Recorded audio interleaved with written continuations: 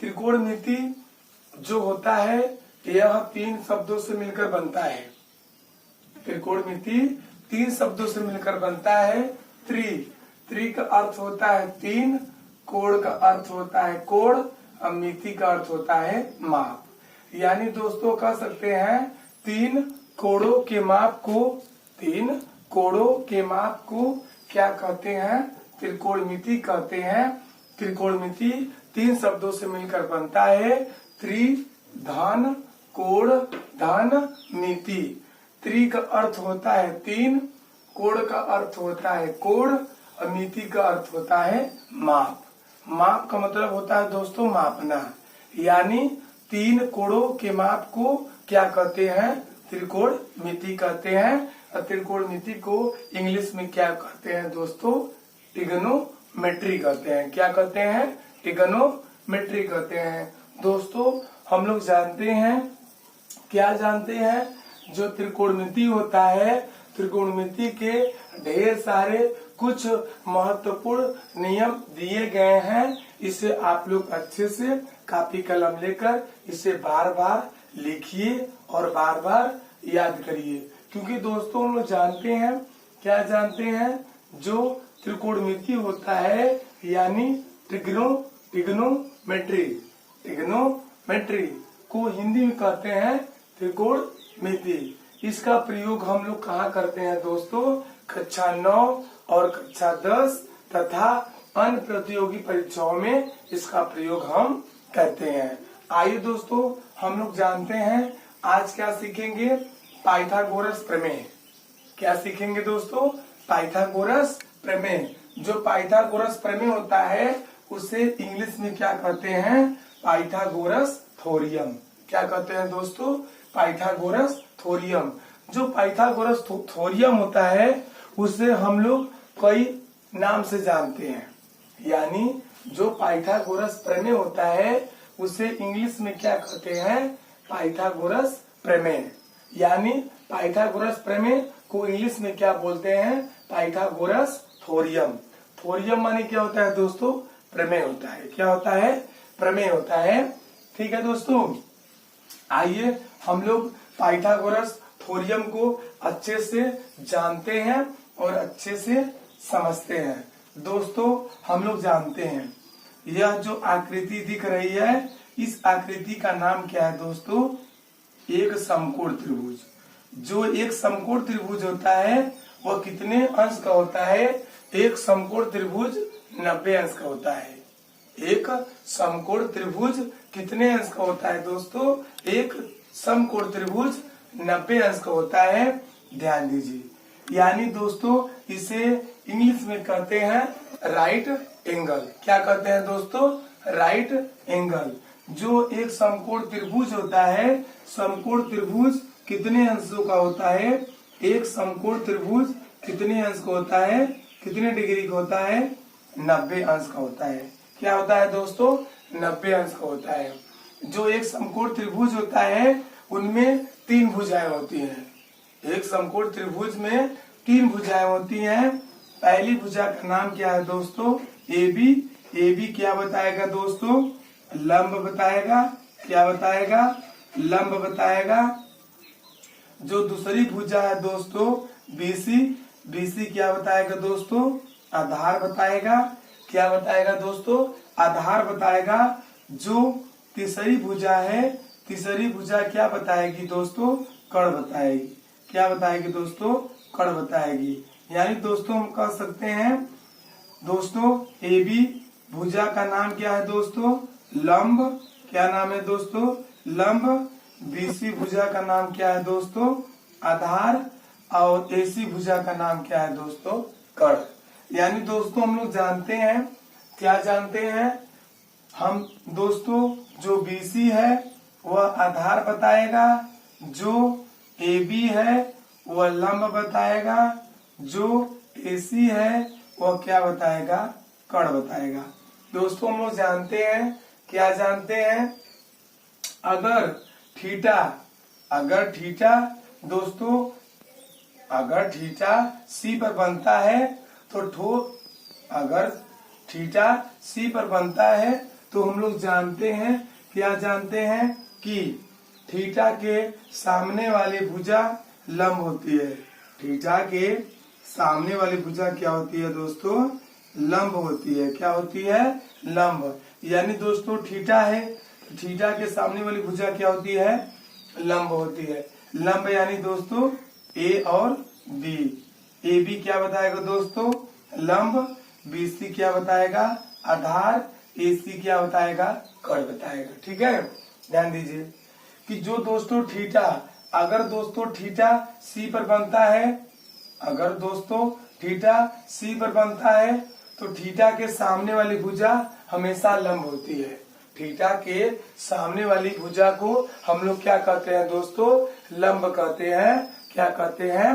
लंब कहते हैं। अब ध्यान दीजिए दोस्तों, अगर दोस्तों थीटा ए पर बनता है, अगर दोस्तों थीटा ए पर बनता है, यानी कोण ए क्या है? थीटा है। और कोण सी क्या है? थीटा है। माना कोण सी क्या है? थीटा। तो दोस्तों हम लोग जानते हैं, क्या जानते हैं कि थीटा के सामने वाली भुजा को लंब कहते हैं। यानी थीटा के सामने वाली भुजा क्या होती है दोस्तों? लंब होती है। क्या होती है? लंब होती है। अगर दोस्तों माना कोण ए क्या है? थीटा है। माना कोण ए क्या है? थीटा है। अगर दोस्तों कोण ए पर थीटा होता है तो थीटा के सामने वाली भुजा क्या होती है? लंब होती है। यानी थीटा के सामने वाली भुजा क्या होती है? लंब होती है। देखिए दोस्तों, अगर थीटा दोस्तों यहाँ पर बनेगा तो लंब ए होगा, कड़ ए होगा, अवधार ए होगा। अब दोस्तों जानते हैं, अगर कोण सी थीटा है, अगर कोण सी थीटा है तो लंब तुम्हारा क्या होगा दोस्तों? ए बी होगा। क्या होगा? ए बी होगा। और आधार क्या होगा? बी सी होगा। अगर दोस्तों माना कोण ए थीटा है, माना कोण ए थीटा है तो थीटा के सामने वाली भुजा क्या होती है दोस्तों? लंब होती है। तो लंब कौन सी भुजा होगी दोस्तों? लंब हमारी बीसी भुजा होगी। आधार हमारी कौन सी भुजा होगी? A B. यानी दोस्तों अगर कोण सी थीटा है, अगर कोण सी थीटा है तो बीसी आधार होता है, ए बी लंब होता है और ए सी कड़ होता है। और दोस्तों जो कड़ होता है वह स्थिर रहता है, जो कड़ रहता है वह स्थिर रहता है। यानी आधार क्या बन जाता है? लंब बन जाता है और लंब आधार बन जाता है। ऐसा कब होता है? जब थीटा कोण सी पर रहता है तो ए बी लंब होता है और बी सी आधार होता है और ए सी क्या बताता है? कड़।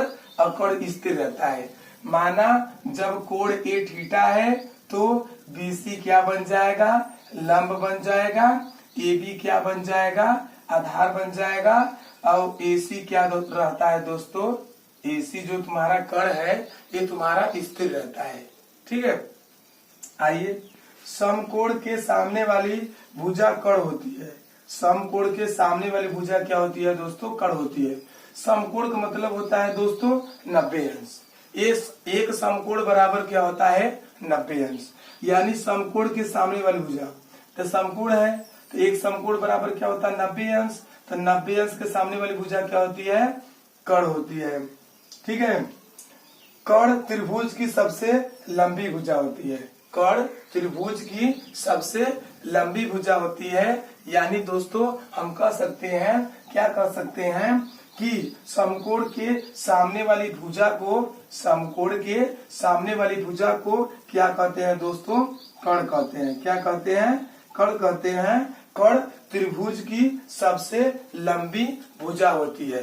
कड़ त्रिभुज की सबसे लंबी भुजा होती है। और जहां पर थीटा बनता है, जहां पर थीटा बनता है वह भुजा आधार होती है। जहां पर थीटा बनता है वह भुजा क्या होती है दोस्तों? आधार होती है। अगर दोस्तों कोण ए थीटा है तो आधार ए बी होगा। अगर कोण सी थीटा है तो बी सी क्या होगा दोस्तों? आधार हो जाएगा। यानी दोस्तों जो कड़ का मान होता है वह स्थिर रहता है। जो कड़ का मान होता है वह स्थिर रहता है। ठीक है, देखिए दोस्तों, थीटा के सामने वाली भुजा लंब होती है, समकोण के सामने वाली भुजा कर्ण होती है, जहां पर थीटा बनता है वह भुजा आधार होती है, कर्ण त्रिभुज की सबसे लंबी भुजा होती है। आइए दोस्तों, हम लोग जानते हैं दोस्तों, क्या जानते हैं, ध्यान दीजिए, पाइथागोरस प्रमेय। जो पाइथागोरस प्रमेय होता है दोस्तों, पाइथागोरस प्रमेय को इंग्लिश में क्या बोलते हैं, पाइथागोरस थ्योरम। क्या बोलते हैं दोस्तों, पाइथागोरस थ्योरम बोलते हैं। पाइथागोरस थ्योरम जो होता है दोस्तों, यानी पाइथागोरस प्रमेय, जो पाइथागोरस प्रमेय होता है, पाइथागोरस प्रमेय को ही बौधायन का प्रमेय कहते हैं। बौधायन का प्रमेय, यानी जो पाइथागोरस प्रमेय होता है, पाइथागोरस प्रमेय को क्या कहते हैं दोस्तों, कौन सा प्रमेय कहते हैं, बौधायन प्रमेय कहा जाता है। किसको कहा जाता है, बौधायन प्रमेय, पाइथागोरस प्रमेय। जो पाइथागोरस प्रमेय का अन्य नाम क्या है, पाइथागोरस प्रमेय को ही क्या कहते हैं, बौधायन प्रमेय कहा जाता है। ठीक है दोस्तों, आप लोग इसे अच्छे से याद कर लीजिए कि जो पाइथागोरस प्रमेय होता है उसे हम लोग क्या कहते हैं दोस्तों, बौधायन प्रमेय कहते हैं। क्या कहते हैं, बौधायन प्रमेय कहा जाता है। आइए दोस्तों, पाइथागोरस प्रमेय का जो समकोण का सूत्र होता है, पाइथागोरस प्रमेय का जो समकोण का सूत्र होता है, उसे आइए हम लोग इन तीनों सूत्रों को अच्छे से याद करते हैं और अच्छे से लिखते हैं। ध्यान दीजिए दोस्तों, हम लोग जानते हैं, क्या जानते हैं, कर्ण स्क्वायर बराबर क्या होता है, कर्ण स्क्वायर बराबर क्या होता है दोस्तों, लंब स्क्वायर प्लस आधार स्क्वायर होता है। लंब स्क्वायर बराबर क्या होता है दोस्तों, कर्ण स्क्वायर माइनस आधार स्क्वायर होता है। आधार स्क्वायर बराबर क्या होता है दोस्तों, कर्ण स्क्वायर माइनस लंब स्क्वायर होता है। आइए दोस्तों, हम लोग जानते हैं कि कर्ण को अंग्रेजी में क्या कहते हैं, लंब को अंग्रेजी में क्या कहते हैं, आधार को अंग्रेजी में क्या कहते हैं। कर्ण को अंग्रेजी में बोलते हैं हाइपोटेनस। क्या बोलते हैं दोस्तों, हाइपोटेनस बोलते हैं।